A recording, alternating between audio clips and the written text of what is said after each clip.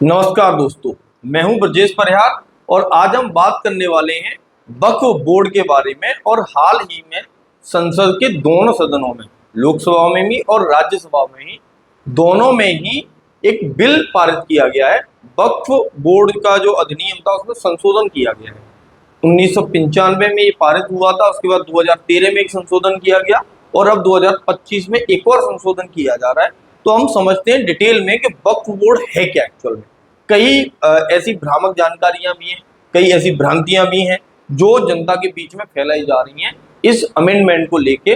और संसद में भी जब इसका बिल आया तो 232 लोग ऐसे थे जिन्होंने अपोजिट वोट किया है इस बिल के, और जो बाकी के शेष बचे जितने भी सांसद हैं उन्होंने इसके पक्ष में दिया है। कुल मिला के इतना है कि दोनों ही सदनों में, लोकसभा से भी ये पारित हो गया, राज्यसभा से भी ये पारित हो गया। अब केवल राष्ट्रपति के हस्ताक्षर होने बाकी है और जैसे ही हस्ताक्षर हो जाएंगे वैसे ही हमारा एक कानून बन जाएगा। तो समझते हैं डिटेल में इस बिल के बारे में कि क्या वक्फ होता है, क्या वक्फ बोर्ड होता है, क्या वक्फ परिषद होती है और किस तरह से ये हमारे देश के अंदर लागू हुआ ये कानून, और क्या क्या चीजें ऐसी हैं जो वक्फ बोर्ड के द्वारा हत्या ली गई हैं, या कितने ऐसे मुद्दे हैं जिन पे विवाद चल रहा है, कितनी जमीन है जिस पर वक्फ बोर्ड का अधिकार है इस आज तक की डेट में।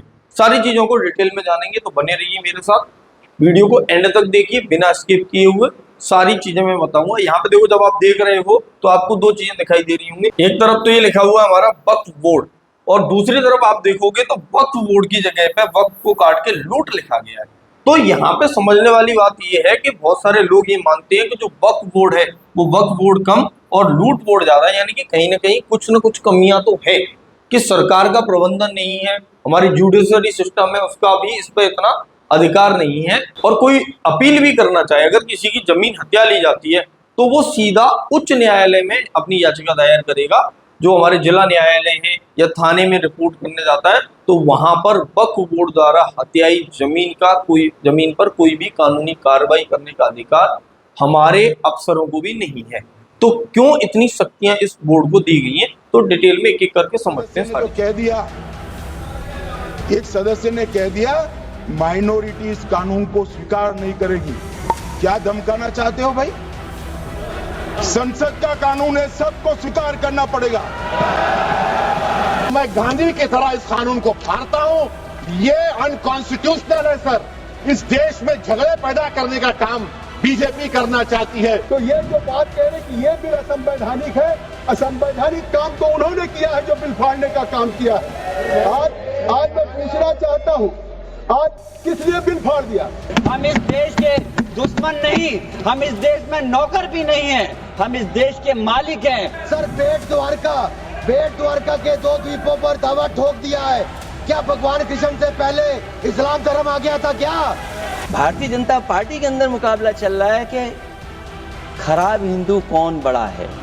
मैं इस्लामिक देशों का नाम पढ़ूंगा जहां वक्त का वजूद नहीं है, तुर्की में नहीं है, लीबिया में नहीं है, इजिप्ट में नहीं है, सूडान में नहीं है, लेबनान में नहीं है, सीरिया में नहीं है, जॉर्डन में नहीं है, तुनीसिया में नहीं है, इराक में नहीं है। क्या आपको पता है कहां इनकी डबल इंजन की सरकार ने लोगों को रास्ते पे ईद का नमाज भी पढ़ने नहीं दिया? और ये बात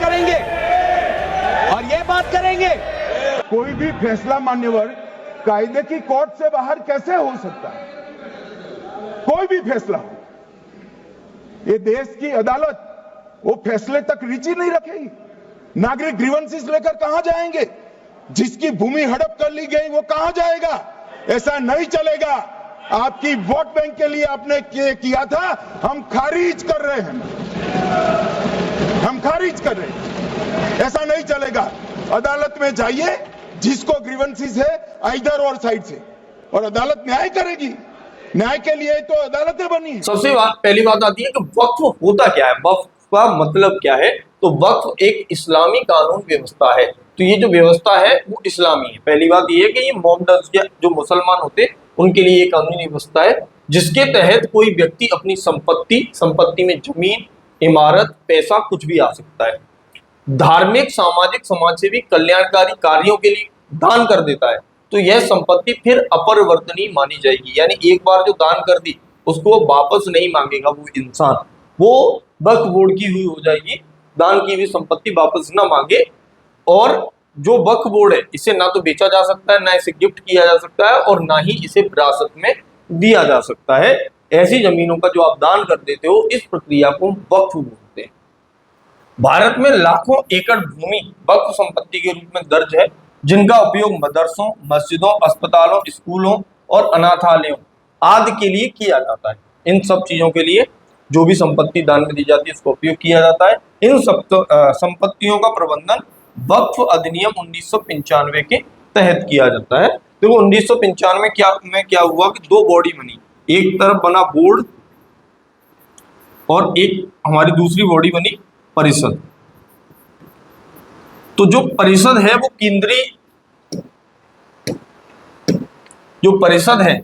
केंद्र के लिए है, केंद्रीय शक्ति एक तरह से। और जो बोर्ड है वो हर एक राज्य का अपना अपना एक बोर्ड बनाया गया है। वक्फ के कितने प्रकार होते हैं? तो ये धार्मिक वक्फ होता है, अगर हम किसी धार्मिक कार्य के लिए दान में देते हैं तो उसे धार्मिक वक्फ बोला जाता है। और जो चैरिटेबल यानी कि गरीबों के कल्याण के लिए, महिलाओं के उत्थान के लिए अगर कोई दान दिया जाता है तो वो चैरिटेबल वक्फ के अंदर आता है। और अगर कोई अपने परिवार के कल्याण के लिए दान करता है तो उसे पारिवारिक वक्फ कहा जाता है। अब इसमें वक्फ का इतिहास क्या है, हिस्ट्री क्या है, इसको और समझते हैं कि कब से ये वक्फ बना है। तो इस्लाम में वक्फ परंपरा पैगंबर मोहम्मद के समय से मानी जाती है। तो पैगंबर मोहम्मद वो थे जिन्होंने इस्लामिक धर्म की स्थापना की थी, इस्लाम की स्थापना की, उन्हें हम पैगंबर मोहम्मद कहते हैं। तो इनके समय से ही ये जो चीज है वक्फ है वो अमल में आई है। तो पहली बार मदीना की जो मस्जिद है, इसे मस्जिद अल नवाबी कहा जाता है, वो वक्फ संपत्ति घोषित किया गया था, पहली बार ऐसा हुआ था। और ये मोहम्मद पैगंबर की सलाह पर ही हुआ था। इसके बाद इस्लामी साम्राज्य में मस्जिदें, मदरसे, अस्पताल, कुएं और अनाथालय वक्फ संपत्तियों के रूप में स्थापित होने लग गए। तो ये प्रक्रिया वहां से शुरू हुई। अब बात करते हैं कि भारत में जो वक्फ है उसकी कानूनी विकास कैसे कैसे हुआ है, उसको समझो। तो जो ब्रिटिश काल रहा, जब अंग्रेजों का यहाँ पे शासन रहा, उस समय पे 1858 से लेकर 1947 तक कुछ कानूनी व्यवस्थाएं की गई, उनके बारे में यहाँ लिखा हुआ है। तो अंग्रेजों ने वक्फ संपत्तियों को कानूनी मान्यता दी और 1894 में पहला वक्फ कानून लागू किया गया। तो 1894 में पहली बार इन्होंने कानूनन एक अधिकार दे दिया वक्फ को, ठीक है।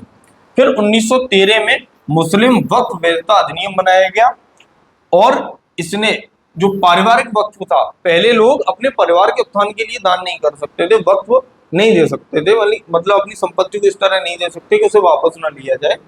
तो ये जो अधिनियम था 1913 में ऐसा हो गया कि जो अधिनियम पास किया, तो अब आपका जो पारिवारिक वक्फ था वो भी चलने लग गया। अब देखो अंग्रेज जो थे, अंग्रेजों का काम क्या रहा है, अंग्रेजों ने क्या किया, भारत का शोषण किया है। तो भारत के अंदर से जो ब्रिटिश काल में ये नियम बनाया गया, और ये नियम जो भी होता था, जो भी दान की हुई संपत्ति होती थी, तो वक्फ बोर्ड में जो हमारे अंग्रेज थे उन लोगों का भी हाथ था, उन लोगों का भी हस्तक्षेप था।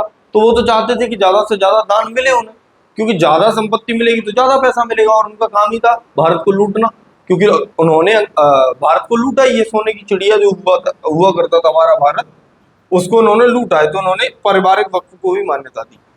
ब्रिटिश हुकूमत के दौरान कई वक्फ संपत्तियों पर अवैध कब्जे हुए और विवाद बढ़े। तो वक्फ संपत्तियों पर भी, जैसे दान की हुई संपत्तियों पर भी कब्जे हुए हैं, और बहुत सारे कब्जे ऐसे भी हुए जो भी वक्फ बोर्ड होता था या वक्फ परिषद होती थी उस टाइम पे, उसने भी कुछ जमीनें ऐसी थी जिन पर खुद कब्जा किया है। अब बात करते हैं कि स्वतंत्र भारत में जो वक्फ कानून है वो कैसे कैसे बना, कैसे कैसे उसको शक्तियां दी गई, तो उसको समझो। तो 1954 के अंदर वक्फ अधिनियम 1954 पास हुआ, जिससे सभी वक्फ संपत्तियों का सरकारी रिकॉर्ड तैयार किया गया। तो 1954 में पहली बार एक अधिनियम पास हुआ भारत के अंदर, और उससे जितनी भी वक्फ संपत्तियां थी उनका पंजीकरण होना स्टार्ट हो गया, एक तरह से लेखा जोखा उनका होने लग गया। फिर 1995 में वक्फ अधिनियम 1995 लागू किया गया, जिसमें वक्फ संपत्तियों की सुरक्षा के लिए राज्य वक्फ बोर्ड और केंद्रीय वक्फ परिषद की स्थापना की गई। यानी कि 1995 से पहले ना तो बोर्ड थे और ना ही परिषद थी, केवल वक्फ को देखरेख करने वाली कुछ समितियां हुआ करती थी जो 1954 के हिसाब से काम कर रही थी। उसके बाद 2013 में वक्फ अधिनियम में संशोधन किया गया, जिससे वक्फ संपत्तियों पर अवैध कब्जे हटाने के लिए सख्त कानून बनाए गए।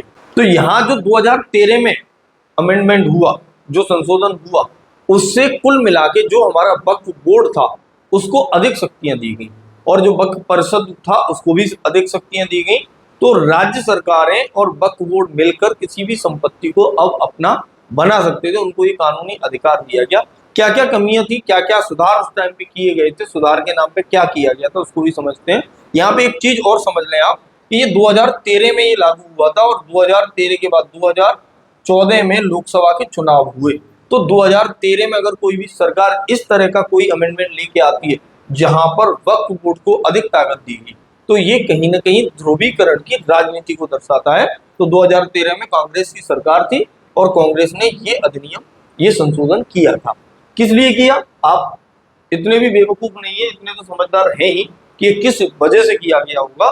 तो ये इस वजह से किया गया ताकि हम मुस्लिम वोटर्स को अपनी ओर आकर्षित कर सकें।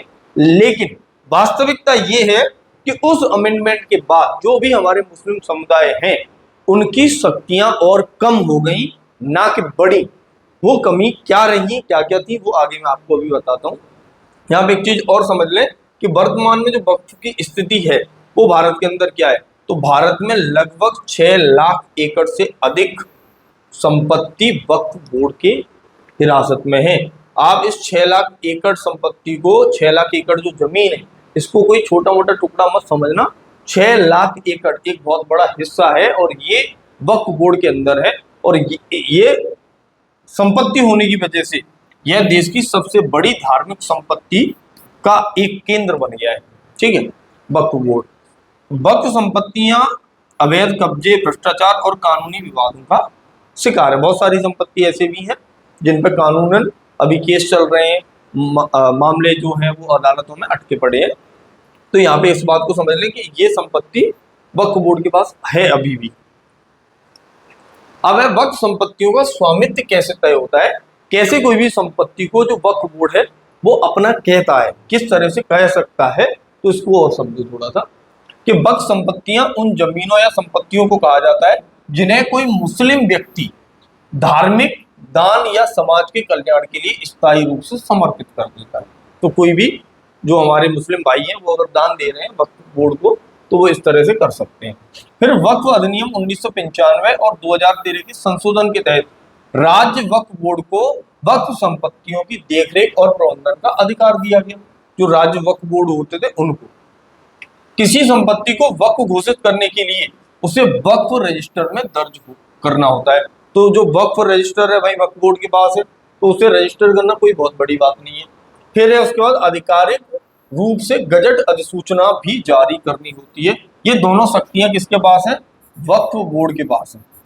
जो वक्फ बोर्ड है वो एक गजट, सरकारी गजट है, उसको जारी करेगा और जारी करने के बाद कोई भी जमीन होगी उसे अपना कहने लग जाएगा कि ये जो भी चीजें हैं वो मेरी है। कई बार वक्फ बोर्ड संपत्तियों पर दावा करता है लेकिन उनका कोई भी ऐतिहासिक या कानूनी प्रमाण नहीं होता। इन्हें दावा करने के लिए कुछ अधिक नहीं करना है, अपने रजिस्टर में दर्ज करना है और एक गजट अधिसूचना जारी करनी है। तो वैसे ये दावा कर देते हैं कि भाई ये जमीन है वो हमारी है, भले ही इनका कोई भी ऐतिहासिक या कानूनी प्रमाण ना हो, तब भी कर रहे हैं ये सब। ठीक है, कुछ मामलों में वक्फ बोर्ड के गजट नोटिफिकेशन जारी करने के बाद संपत्ति मालिकों को पता चलता है कि उनकी संपत्ति वक्फ घोषित कर दी गई है, जिससे विवाद उत्पन्न होते हैं। अब आप समझो, जैसे आप किसी भी जमीन के मालिक हो, आपका मालिकाना हक है उस जमीन पर, लेकिन आपका मालिकाना हक होने के बावजूद भी वक्फ बोर्ड ने नोटिस जारी कर दिया, गजट अधिसूचना नोटिफिकेशन। अगर आपको इस नोटिफिकेशन के बारे में पता चल गया तब तो ठीक है, लेकिन नहीं पता चला अगर, तो जो वक्फ है वो संपत्ति को हड़प जाएगा और हड़पने के बाद आपको केस लड़ना पड़ेगा अपनी ही जमीन वापस लेने के लिए। और आप किसी ऐसे व्यक्ति से लड़ाई नहीं लड़ रहे हैं जो आपके बराबर का या आपके लेवल का हो, आप एक ऐसे बोर्ड से लड़ाई लड़ रहे हैं जिसके पास ऑलरेडी 6 लाख एकड़ जमीन है, यानी कि वो इस पूरे के पूरे देश का सबसे बड़ा या सबसे पैसे वाला बोर्ड है धर्म के नाम पर। तो उस बोर्ड से अब आप लड़ाई लड़ोगे तो आप बताओ कि आम नागरिक के जीतने के कितने चांस है कि वो अदालत में इस केस को जीत जाएगा।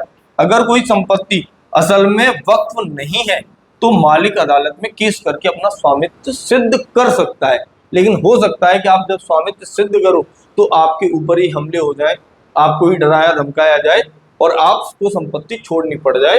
तो ये जो तरीका है ये कहीं ना कहीं एक गलत तरीका है और बहुत सारे मामलों में ऐसा पाया भी गया है कि वक्फ संपत्ति घोषित कर दी गई। अब बात करते हैं कि 2013 के वक्फ अधिनियम की कमियां क्या थी। 2013 में जो संशोधन किए उनमें क्या क्या कमी रही जिसकी वजह से 2025 में अमेंडमेंट लाना पड़ रहा है। सबसे पहली बात, राज्य वक्फ बोर्डों को अधिक अधिकार मिले।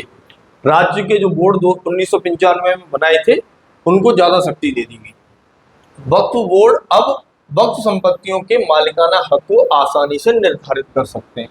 पहले वक्फ संपत्ति के स्वामित्व को लेकर लंबी कानूनी लड़ाई होती थी, लेकिन अब राज्य वक्फ बोर्ड के पास अधिक अधिकार आ गए हैं कि वे गजट में प्रकाशित कर किसी संपत्ति को वक्फ घोषित कर सकते हैं। आप समझो ये कितनी बड़ी कमी रही 2013 के उसकी संशोधन की। सरकारी अधिकारी भी वक्फ बोर्ड के फैसलों को आसानी से चुनौती नहीं दे सकते। अगर वक्फ घोषित कर दी गई है तो सरकारी अधिकारियों के पास भी ऐसा कोई खास अधिकार नहीं बचा। सरकार और वक्फ ट्रिब्यूनल की ताकत बढ़ी। यहाँ पे जो सरकार है, सरकार का हस्तक्षेप हो गया। राज्य सरकारों को वक्फ संपत्तियों की निगरानी और संरक्षण का अधिकार मिला। अब राज्य में जिसकी सरकार है, अगर वो सरकार मुस्लिम वोटर्स को अपनी ओर आकर्षित करना चाहती है कुछ ले देकर, या जो वक्फ बोर्ड है उनसे भी कुछ ऐसा मेल जोल बिठा ले कि कुछ संपत्ति हमें मिल जाए कुछ आप ले लो, तो यहाँ पर राज्य सरकार और बोर्ड मिलकर संपत्ति को हड़प सकते हैं। वक्फ ट्रिब्यूनल को और शक्तिशाली बनाया गया ताकि वक्फ संपत्तियों से जुड़े मामलों को तेजी से निपटारा हो सके। सरकार यह तय कर सकती है कि कौन सी संपत्ति वक्फ के अधीन होगी और कौन सी नहीं होगी। ये सरकार के पास भी एक पावर आ गई। तो कुल यहाँ पे मिसयूज दो तरह से इसका हो रहा है। पहले जो बोर्ड है वो किसी भी संपत्ति को अपना बता सकते हैं, दूसरा सरकार के पास अधिकार आ गया। अब सरकार एक्चुअल वक्फ की हुई संपत्ति को भी रोक सकती है। क्यों रोक सकती है? क्योंकि यहाँ पे सरकार को तय करना है कि कौन सी वक्फ बोर्ड के अधीन होगी कौन सी वक्फ बोर्ड के अधीन नहीं होगी। दोनों ही तरह से इसमें कमियां हुई। मुस्लिम समुदाय की भूमिका सीमित हो गई। मेन ये काम जो हो रहा है वो सारा काम मुस्लिम समुदायों के लिए हो रहा है और मुस्लिम समुदाय को ही इसमें कमजोर कर दिया गया इस संशोधन के द्वारा। वक्फ संपत्तियों पर मुस्लिम समाज के पारंपरिक अधिकारों को चुनौती मिलने लगी। चुनौती क्यों मिलने लगी? पारंपरिक रूप से वक्फ की हुई संपत्तियों पर जिनका स्वामित्व था, जिन समितियों का, जैसे वक्फ बोर्ड अलग है। देखो यहाँ पे एक चीज आप समझ लो, एक हमारी वक्फ परिषद है, तो जो परिषद है ये केंद्रीय शक्ति है, ये केंद्र में बैठी हुई, ये निगरानी का काम करेगी। फिर राज्य में है, राज्य में क्या है? वक्फ बोर्ड बनाए गए हैं। अब जो राज्य वक्फ बोर्ड है वो कहीं ना कहीं संचालन में भी भूमिका निभाते हैं। और तीसरी इसके अंदर ही आती है जो मुस्लिम समुदाय होते हैं उनकी संस्थाएं, और एक्चुअल में जो काम करने वाली यूनिट है वो संस्थाएं हैं। तो संस्थाओं के मालिकाना हक को भी अब चुनौती मिलने लग गई। पहले स्थानीय मुस्लिम समाज के लोग वक्फ संपत्तियों की देखरेख करते थे, लेकिन अब सरकार और वक्फ बोर्ड का नियंत्रण बढ़ गया और स्थानीय लोग हैं वही एक्चुअल में असल में ये जानते हैं कि किस संपत्ति का हम अच्छे से कैसे यूज करेंगे। ठीक है, अब विवाद कब और कैसे पैदा होते हैं वैसे इस पर हम चर्चा कर चुके हैं। देखो कई बार वक्फ बोर्ड संपत्तियों पर दावा करता है लेकिन उनका कोई भी ऐतिहासिक या कानूनी प्रमाण नहीं होता, तो पहली दिक्कत यहाँ है। दूसरी है, कुछ मामलों में वक्फ बोर्ड के गजट नोटिफिकेशन जारी करने के बाद जो संपत्ति मालिक हैं उनको बाद में पता चल रहा है कि हमारी जो संपत्ति है वही वो तो दान में दे दी गई। अब दान आप किसका कर सकते हो? दान इंसान उसका कर सकता है जो उसकी संपत्ति हो, और वो भी अपनी इच्छा अनुसार जो दिया जाता है उसे दान बोला जाता है। ऐसा नहीं कि आप किसी से जबरदस्ती छुड़ा लो और बाद में को ये तो दान में दी गई है तो आप इसको वापस नहीं ले सकते, आपने वक्फ कर दी। तो कुछ ऐसे नियम कानून है इस्लाम में कि वो बहुत ही ज्यादा लोगों को पीड़ित भी करते हैं। अगर कोई संपत्ति असल में वक्फ की नहीं है तो मालिक अदालत में केस करके अपना स्वामित्व सिद्ध कर सकता है। आप समझो एक इंसान को अपनी ही जमीन पर अपना ही अधिकार जताने के लिए केस लड़ना पड़ रहा है एक बोर्ड के साथ, एक राज्य सरकार के साथ। तो ये सारी चीजें थी। ठीक है, अब बात करते हैं वक्फ संशोधन विधेयक 2025 में क्यों बहस छिड़ी हुई है इसको और समझ लेते हैं अच्छे से कि किन कारणों की वजह से ये बहस आई सामने। तो इसमें 10 पॉइंट बताए गए, 10 जो है पॉइंट है जो संशोधित करके दिए जा रहे हैं इसमें। तो एक एक करके मैं आपको सारी पॉइंट्स बताता हूँ क्या क्या इसमें संशोधन हुए। पहला है गैर मुस्लिम सदस्यों का समावेश। केंद्रीय वक्फ परिषद और राज्य वक्फ बोर्डों में गैर मुस्लिम सदस्यों के शामिल किया जाएगा, ठीक है, जिससे प्रबंधन में विविधता और पारदर्शिता बढ़ेगी। पहली चीज, यानी कि जो मुस्लिम नहीं है वो भी अब केंद्रीय वक्फ परिषद में भी होंगे और राज्य वक्फ बोर्डों में भी होंगे। ऐसा नहीं कि पूरे ही हो जाएंगे, पर कुछ लोग ऐसे होंगे जो गैर मुस्लिम होंगे, ठीक है। क्यों होंगे? ये इसलिए होंगे ताकि हमारे पास जो है वो पारदर्शिता बनी रहे। अभी क्या है कि कोई भी संपत्ति है, मिले जुले हुए लोग बैठे हुए हैं, सब इस्लाम वाले हैं, तो उन्होंने 4 लोगों ने जो भी बोर्ड के अंदर बैठे हुए हैं उन बोर्ड मेंबर्स ने एक मीटिंग की, कोई नियत बनाई, किसी भी जमीन को आप हड़प सकते हैं, जो भी चीजें उनके पास आ गई, उनके देख रेख के लिए भी कोई और नहीं है जो निगरानी करता हो, सिर्फ इस्लाम वाले लोग हैं। और एक्चुअल में ये जो भी चीजें हो रही हैं, इसको आप मत भूलिए कि सिर्फ ये इस्लाम नहीं, ये भारत सरकार के अंदर काम करने वाला एक बोर्ड है तो इंडियन गवर्नमेंट के अंदर ही। तो आप इसको भी समझो कि इस पर जो अधिकार है वो किसका है? भारत का है। और भारत के अंदर विविधताओं वाला देश है, बहुत सारे लोग हैं जो काम कर रहे हैं। तो कहीं पे भी कोई टैक्स बचाया जा रहा है या कोई संपत्ति जिसको गैर कानूनी तरीके से हत्याया जा रहा है या अपना बनाया जा रहा है, तो बोर्ड मेंबर्स ऐसा कर सकते हैं, इसलिए गैर मुस्लिम सदस्यों को समावेश किया गया। दूसरी बात करते हैं स्थानीय निकायों के निर्वाचित सदस्यों की भागीदारी। जो स्थानीय स्तर पर संस्थाएं होंगी उनमें नगर पालिका, पंचायतों के 2 या अधिक निर्वाचित सदस्यों को वक्फ बोर्ड में शामिल किया जाएगा, जिससे स्थानीय प्रशासन और वक्फ प्रबंधन के बीच समन्वय बढ़ेगा। इसके लिए दूसरा संशोधन है। तीसरा जो है वो बोहरा और आगा खानी समुदायों का प्रतिनिधित्व। यदि इन समुदायों के पास सक्रिय औकाफ है तो उनके एक एक सदस्य को राज्य और संघ राज्य क्षेत्र में वक्फ बोर्डों में शामिल किया जाएगा, अगर उनके पास क्या है? सक्रिय औकाफ, ठीक है। चौथा जो पॉइंट है वो पिछड़े वर्गों के मुस्लिम सदस्यों का समावेश। देखो, मुसलमानों में कई सारे वर्ग हैं, कुछ पिछड़े हैं और कुछ वर्ग ऐसे हैं जो फल फूल रहे हैं। तो जो पिछड़े वर्ग हैं उन सदस्यों को भी वक्फ बोर्ड में शामिल किया जाएगा। क्यों किया जाएगा? क्योंकि जो दान में संपत्ति दी जा रही है वो एक्चुअल में पिछड़े हुए लोगों को ऊपर उठाने के लिए दी जा रही है, कि जो हमारे मुस्लिम समुदाय के अंदर लोग बैठे हैं और वो पिछड़े हुए हैं, तो उन पिछड़े हुए लोगों को ऊपर उठाया जा सके, उनकी आर्थिक स्थिति सुधारी जा सके, उसके लिए ही ये संपत्तियां दान में दी जा रही हैं। तो शिया और सुन्नी सदस्यों के अलावा पिछड़े वर्गों से आने वाले मुस्लिम सदस्यों को भी वक्फ बोर्ड में प्रतिनिधित्व दिया जाएगा। अब एक बात मुझे बताओ कि ये वाला पॉइंट है चौथा, इसमें भाई मुसलमान जो भाई लोग हैं उनको क्यों आपत्ति हो रही है? किस बात की आपत्ति? इसमें कितना बढ़िया नियम है कि जो मुसलमान पिछड़े हैं उनको प्रतिनिधित्व का मौका मिलेगा और मिलना भी चाहिए, वही सही मायने में सही इस्तेमाल कर पाएंगे उस धन का।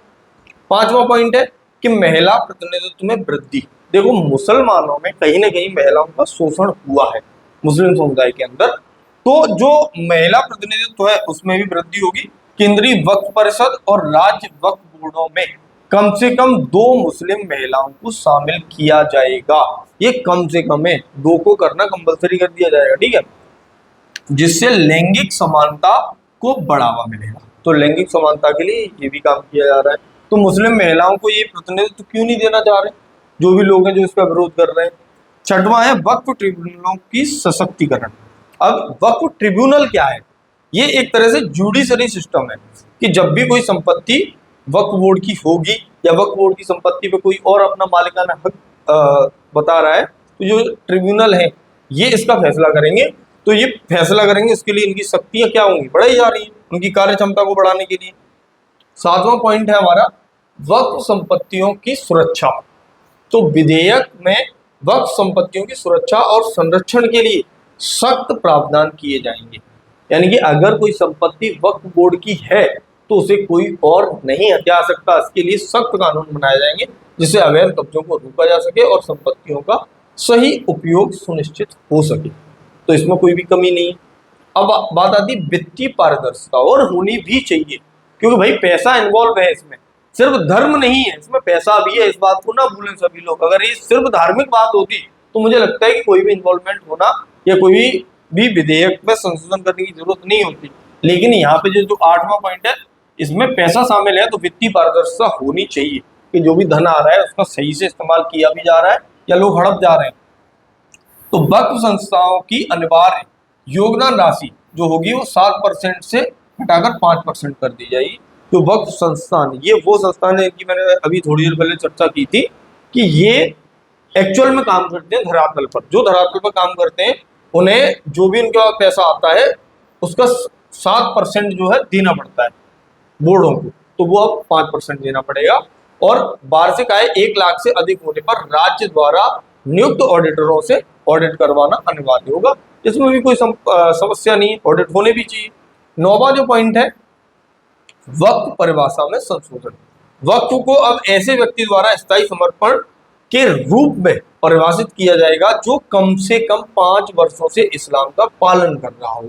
और मुझे नहीं लगता कि किसी भी व्यक्ति को इसका विरोध करना चाहिए कि भैया अगर कोई आदमी है जिसका धर्म परिवर्तन किया है या उसने स्वेच्छा से किया हो, अब अगर उसने 5 साल तक कम से कम इस्लाम को अपना लिया है, उसके बाद ही वो अपनी संपत्ति को वक्फ करा सकता है, उससे पहले नहीं करा सकता। अब अगर कहीं पे भी हम धर्म परिवर्तन करा के जबरन किसी संपत्ति को वक्फ घोषित कर देते हैं तो वो भी तो गलत है तुरंत। अब 5 साल किसी ने जी लिया, उसको समझ में आ गया कि भाई इस्लाम है क्या एक्चुअल में, उसके बाद वो अपनी संपत्ति को दान करना चाह रहा है तो करे, कोई परेशानी नहीं। जिससे गैर मुस्लिमों और नए मुस्लिम धर्मांतरितों द्वारा वक्फ संपत्ति समर्पण को रोका जा सके। पहली बात यह है कि ये जो कानून है वो इस्लामिक है, तो जो गैर मुस्लिम है उनको दान देने का अधिकार होना भी नहीं चाहिए, क्योंकि ये केवल और केवल इस्लाम के लिए बनाया गया। ठीक है, अब है कानूनी अपील की प्रक्रिया।